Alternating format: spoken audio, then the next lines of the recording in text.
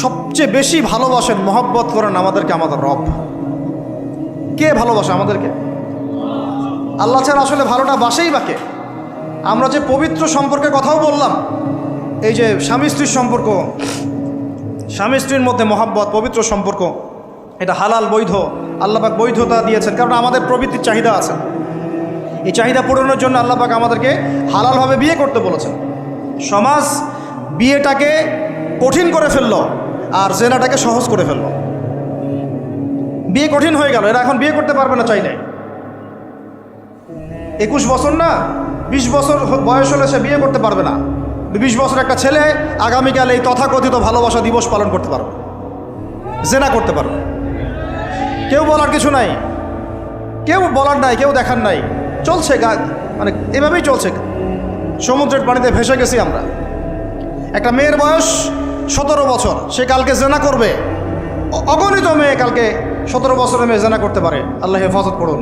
কিন্তু এ এখন বিয়ে করতে পারবে না। বিয়ে করতে গেলে সমস্যা। তাহলে চিন্তা করেন, পয়সার এক পিঠ যদি আপনি দেখান, অপর পিঠ দেখতে হবে।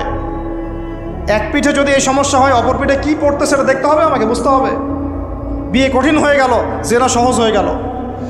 আবার বাসায় ধরেন একটা পুরুষের সামর্থ্য আছে, চাহিদাও বেশি, সামর্থ্য আছে অনেক, চাহিদাও বেশি। সমাজে বিধবা মেয়ে পড়ে আছে, তালাকপ্রাপ্ত মেয়ে পড়ে আছে, এতিম মেয়ে পড়ে আছে, বিয়ে করার মানুষ নাই। এখন সমাজে যদি কোনো সৎ পুরুষ একাধিক বিয়ে করে, তাকে সমাজে বাঁকা চোখে দেখা হবে। কিন্তু এই পুরুষে যদি বিয়ে না করে বাইরে আরও 10টা মেয়ের সাথে অকাম কুকাম করে, তাকে কিচ্ছু বলা হবে না। বলেছি আমি, কোরআন একদিকে, সুন্নত একদিকে, ইসলাম একদিকে, সমাজ, এই সমাজের তাকদির খারাপ। এভাবেই নবী সাল্লাল্লাহু আলাইহি ওয়াসাল্লাম পেরেশান ছিলেন কিভাবে সমাজের মানুষকে ফেরানো যায়। আজকে আমরাও পেরেশান। আল্লাহ পাক সবার আগে আমাকে ইসলাহ দান করেন, আমার পরিবারকে দান করেন, আমাদের প্রত্যেক দিনই ভাই বোনকে দান করেন এবং ইস্তেকামাত দান করেন। আল্লাহুম্মা সাব্বিতনা ওয়াজআলনা হাদিয়ান ওয়া মাহদিয়া, আমিন ইয়া রাব্বাল আলামিন।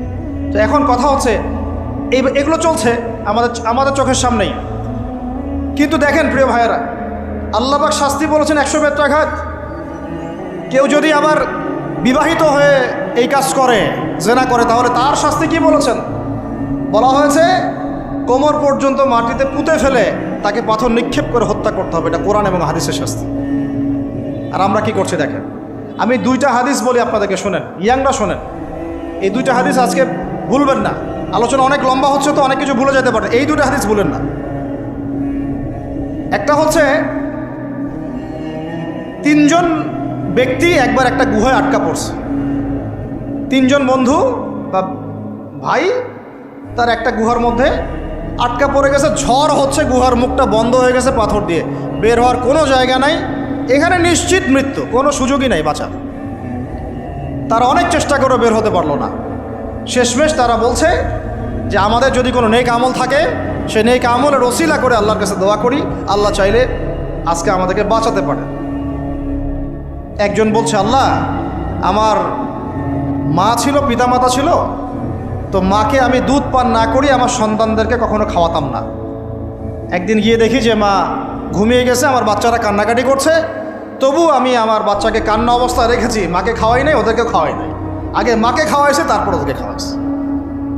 আজকে ঘরে ঘরে মাদের সাথে কি আচরণ দেখেন, কি একটা অবস্থা দেখেন সমাজে, কি প্রজন্ম তৈরি করেছেন। মারা এখন বৃদ্ধাশ্রমে চলে যাচ্ছে, শিক্ষিত মা, তাই না? মায়ের পায়ের নিচে আপনার জান্নাত। আর এটাও একটা ব্যাপার যে মায়েরা আবার হাজরা আলাইহিস সালামের মতো হবেন না, যে মায়েরা সারা আলাইহিস সালামের মতো হবেন না, আয়েশা খাদিজা রাদিয়াল্লাহু আনহুমা তাদের মতো হবেন না, তো আপনাদের গর্ভ থেকে তো এর চেয়ে ভালো সন্তান আশা করা যায় না। সমস্যা সব দিকেই আছে না? তো এই দোয়া করার সাথে সাথে একটু সরে গেল, আল্লাহর পক্ষ থেকে এই পাথরটা একটু সরে গেল, সুবহানাল্লাহ। কিন্তু বের হওয়ার জন্য এনাফ না। এরপরে আরেকজন দোয়া করছে যে আল্লাহ, আমার একজন কর্মচারী ছিল, টাকা পাইতো আমার কাছে কিছু, তো সে একদিন বেতন না নিয়ে চলে গেছে। টাকাটা দিয়ে আমি কিছু পশু কিনেছি, মানে গবাদি পশু। এই গবাদি পশু 2টা থেকে 4টা, 4টা থেকে 8টা হতে হতে অনেকগুলো হয়েছে। একদিন অনেক দিন পর সে আসছে, এসে বলছে আমার টাকা দাও। সে বলছে যে এই সবগুলো পশু তোমার, নিয়ে যাও। তুমি কি ইয়ার্কি ফাজলামি করতেছো আমার সাথে? আমার টাকা আমাকে দাও। না, ইয়ার্কি ফাজলামি করতেছি না, এটা তোমার টাকা দিয়ে কেনা ছিল, সবগুলো বংশবৃদ্ধি হতে হতে আজকে এই অবস্থা হচ্ছে। তো আল্লাহ তোমার সন্তুষ্টির জন্য যদি এই কাজ করে থাকি, আল্লাহ আজকে আমাকে এই বিপদ থেকে বাঁচাও। পাহাড়ের মুখ থেকে পাথরটা একটু সরে গেল, বের হওয়ার জন্য যথেষ্ট না। তৃতীয় ব্যক্তি, আমি এটাই বলতে যাচ্ছিলাম, ইয়াংরা শোনেন ভালো করে। তৃতীয় ব্যক্তি সেজদায় পড়ে আল্লাহকে বলছে, হাত তুলে আল্লাহকে বলছে, আল্লাহ আমার একজন খুব সুন্দরী চাচাতো বোন ছিল, কাজিন, আমি তাকে পাইতে চাইতাম। বুঝেন না, পাইতে চাইতাম মানে কি? তাকে পেতে চাইতাম, অফার করতাম, সে রাজি হয় না হয় না হয় না। একদিন সে বলল যে 100 স্বর্ণমুদ্রা দিতে পারলে আমি রাজি, 100 স্বর্ণমুদ্রা দিতে পারলে আমি রাজি। এখন তো এদেরকে স্বর্ণমুদ্রাও দেওয়া লাগে না, এমনিই রাজি নাকি? জেনা করার জন্য কি এমনিই রাজি, খালি একটু। আসলে সত্যি কথা বলতে কি, একটা মেয়ে যদি চায় আমি আমার ইজ্জত ধরে রাখবো, কোনো ছেলের ক্ষমতা নাই সেই ইজ্জত নষ্ট করে। এটাই সত্য কথা। আমার স্ত্রী এই কথাটা খুব জোরালোভাবে আমাকে বলে, আমি যখন রাস্তায় হাঁটবো, আমি যদি চাই তাহলে কোনো ছেলে আমার কাছে ঘেঁষতে পারবে না, আমি সুযোগ দিলে তখন ঘেঁষতে পারবে। একটা মেয়ে যদি চায় যে একটা ছেলে আমার সাথে ইটিস পিটিস করুক, সে ছেলে করবেই করবে। একটা মেয়ে যদি চায় যে একটা ছেলে আমার পর্যন্ত আসতে পারবে না, আমি আমার ব্যক্তিত্ব গায়রত বজায় রাখবো, আমি ডিস্টেন্স মেনটেন করবো, আমি কোনো সুযোগ দিব না, ছেলে সুযোগ পাবে না কখনো।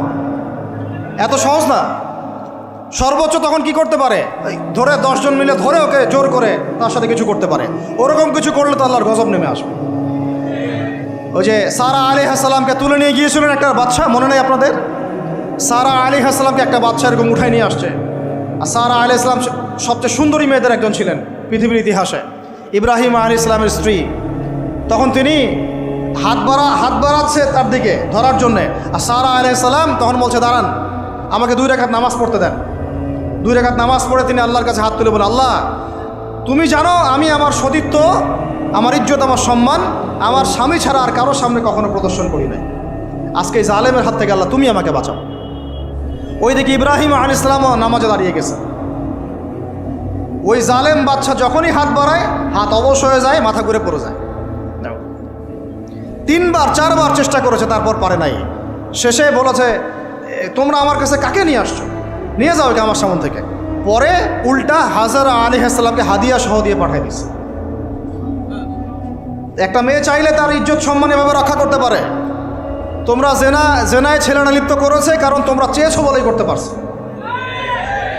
তুমি ফিতনা না ছড়াতা, তুমি বেহায়ের মতো বাইরে বের না হতা, তুমি তোমার চুল খোলা না রাখতা, তুমি তোমার পোশাক ঠিক রাখতা, তোমার কথা ঠিক রাখতা, তোমার কথার মধ্যে শক্তি রাখতা, মিষ্টি মিষ্টি প্রলোভন দিতা না, বাইকের পিছনে বসতা না, চটপটি ফুচকা খাইতা না, এখানে ওখানে আড্ডা মারতা না, কোনো ছেলে তোমার কাছে আসতে পারতো না। তোমরা এই কাজ করেছো, ছেলে আসতে পেরেছে। আপনারা তো কিছু হইলে ছেলেদেরকেই দোষ দেন। ছেলেরা তো এমনি আকর্ষিত হবেই। আমি একজন ছেলে হিসেবে বলতেছি এটা না তো বিষয়টা। একটা ছেলের ফিতরত এটা, যে তার কাছে সবচেয়ে সুন্দর মনে হবে একটা মেয়েকে। এটা একটা ছেলের ফিতরত, স্বভাব ধর্ম, এটা চুম্বকের মতো আকর্ষণ করবে। আর এর উপর যখন আপনি এটাকে ফ্রি অ্যাক্সেস করে দিবেন, লাইসেন্স করে দিবেন, বেপর্দায় বের হবে, গায়ের জামা কাপড়ও ঠিক নাই, হ্যাঁ, তারপর কথাবার্তা মিষ্টি মিষ্টি প্রলোভিত টানতেছে, সিডিউস করতেছে, তখন তো একটা ছেলে মিসগাইডেড হইতেই পারে, স্বাভাবিক। ছেলেরও দোষ আছে, কিন্তু অবশ্যই এখানে মেয়েরও দোষ আছে। আমরা তো অনেক সময় ঢাকা শহরে দেখি রাত 10টা 12টা বাজতেছে, আমরা মাহফিল করে যাচ্ছি, কোনোদিন বাসায় ফিরতে 1টা 2টা 3টাও বাজে। রাত 3টার সময় ছেলে মেয়ে বাইকে করে ঘুরতেছে ঢাকা শহরে। ওই মেয়েটার কি বাসায় বাবা নাই, ভাই নাই, কোনো স্বামী বা কেউ নাই, মাহারাম কেউ নাই? তো আমরা সুযোগ দিচ্ছি বলেই তো আমাদের ঘর পর্যন্ত ঢুকতে পারছে। সবার আগে মেয়েদেরকে শক্ত হইতে হবে। আর মেয়ের বাবা যারা, আমি তো নিজেও মেয়ের বাবা, আমরা বাচ্চাদের সাথে সময় কাটাই আর ভাবি যে কী যে হবে ভবিষ্যতে আল্লাহ ভালো জানেন। কিভাবে মেয়েকে মানুষ করব, কিভাবে সতীত্ব রক্ষা করবে আমাদের মেয়েরা। যতদিন পর্যন্ত এদের হাতে মোবাইল ফোন ছিল না, ইজ্জত ঠিক ছিল। মোবাইল ফোনটা যখনই ঢুকেছে, ইজ্জত নষ্ট হয়ে গেছে বহু মেয়ের। আমি এরকম জানি, বলতে চাচ্ছি না। যাই হোক, ওই জায়গায় আসেন, ওই ছেলেটা তখন 100 স্বর্ণমুদ্রা অর্জন করেছে, কষ্ট করে আর্ন করেছে। যে আপনাদেরকে বলে যে নিজের পায়ে দাঁড়াও, তারপরে তোমার সাথে রাজি। সে অনেক কষ্ট করে 100 স্বর্ণমুদ্রা অর্জন করে মেয়ের কাছে গিয়েছে, চাচাতো বোনকে বলেছে যে স্বর্ণমুদ্রা নাও, এখন বলো তুমি রাজি না রাজি না। সে মেয়ে বলছে হ্যাঁ ঠিক আছে। তো এখন দুজনের মধ্যে যা হওয়ার তাই হচ্ছে, অ্যাডাল্ট আপনারা সবাই বুঝেন। কিন্তু এখন মূল যে কাজটা, স্বামী স্ত্রীর যে মূল মিলন, এই মিলনটা করার জন্যে সেই ছেলেটা বসছে। হাদিসের মধ্যে আসছে এভাবে, দুই পায়ের মাঝখানে বসে পড়ছে ছেলেটা, এখনই জাস্ট শুরু করবে। তখন ওই মেয়েটা বলে উঠছে যে হে আল্লাহর বান্দা, আল্লাহকে ভয় করো, আমি আমার সতীত্ব কখনো নষ্ট করি নাই, তুমি আল্লাহকে ভয় করো। এই কথাটা যখনই বলছে তখন ওই ছেলের মনের মধ্যে এমনভাবে একটা রিয়াকশন জন্ম নিয়েছে, আল্লাহর পক্ষ থেকে এমন একটা নূর আর হেদায়েত চলে আসছে, ওই অবস্থা থেকে ছেলেটা উঠে চলে গেছে।